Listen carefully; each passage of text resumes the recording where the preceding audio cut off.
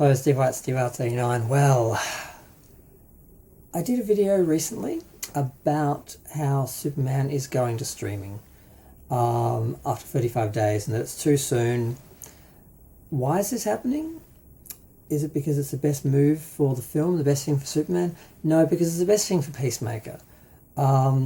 James Gunn, in his usual narcissism and arrogance, wants people to see Superman before Peacemaker. So instead of scheduling Peacemaker to premiere well after Superman to make sure that happened, he's pushed the digital release of the film up, which hurts the film on two levels.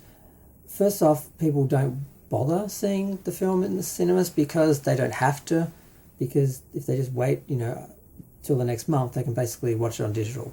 So it just undermines everything when you release movies too soon on digital, because it makes the cinematic experience less important, less urgent. It makes the streaming experience less important as well, because you don't have to wait. Nothing is important. You just get everything. It's all there at once, and there's no exclusivity or it's not good.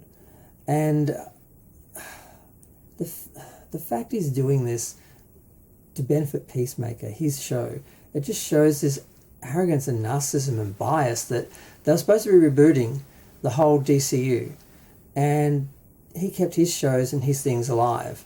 Now he got rid of Gal Gadot, he got rid of Henry, he got rid of Jason Momoa, he got rid of everyone except his TV show with John Cena, which features, it's clearly in the original DCU and actually features the Justice League in the final episode in one scene, and we're just supposed to ignore that and just say no, it works, it's in this canon, we've just decided now, we've put it into this universe now. I mean, you can't ignore that. You can't watch the show and just pretend you didn't see that, unless you're going to go in and edit the episode and change it.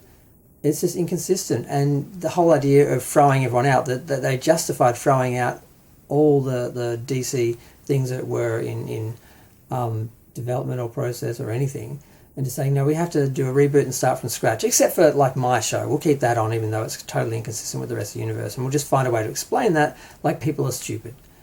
So there's that. And then we hear that he's hinted that he's going to have Margot Robbie back as Harley Quinn. I'm sorry, what?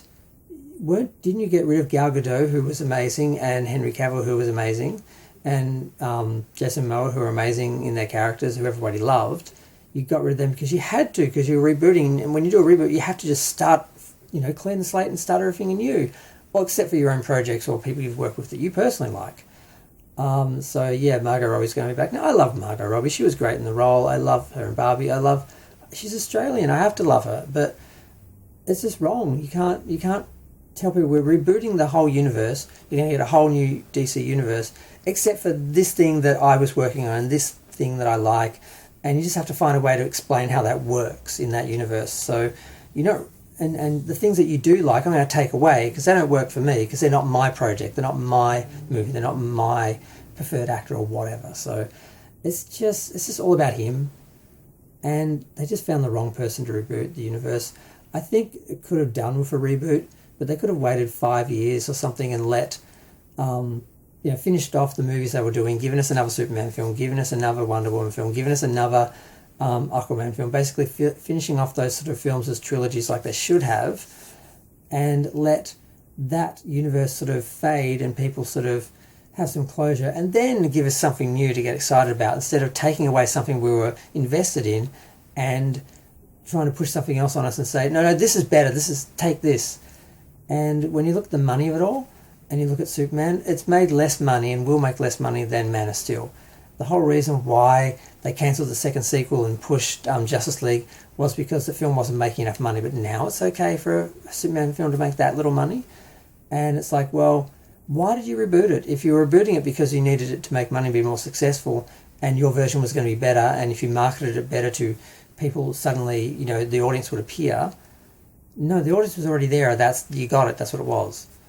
So it was just totally unnecessary. You threw out things people were attached to and cared about, and then are trying to make us buy something new, buy the new product, when there was nothing wrong with the old product, and you've just proved it by the fact that less people watched the new Superman film. It may have made almost the same amount of money, but when you add inflation and look at the actual attendance, more people saw Superman.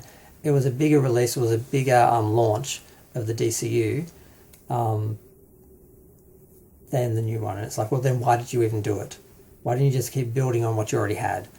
This whole idea of just throwing things out and, you know, putting out a new product and people will just buy it because they have no sentimentality or attachment or memory or anything. It's insulting.